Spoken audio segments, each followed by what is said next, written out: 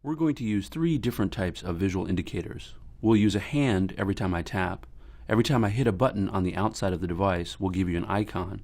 And we're going to use arrows to help point out key information on screen. One of the usage scenarios is evoking custom gestures that you've created. One of the hardest things to do when you first get an iPad, especially for a user who has fine motor issues, is unlocking the iPad when it's turned off. So once you turn it on, you got to unlock it to get in. What I've done is inside of settings, under accessibility here, under AssistiveTouch, I've created a custom setting called swipe right. And we're going to use that to unlock the screen.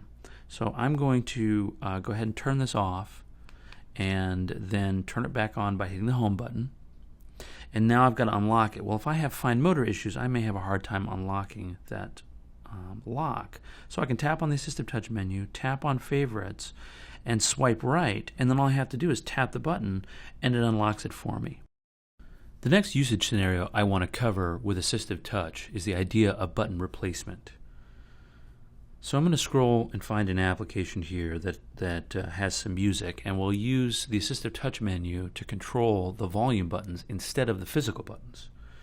So let me show you. Tap on Flashcards, and you can hear the music in the background. I can tap on the AssistiveTouch menu, hit device, and increase the volume or decrease the volume.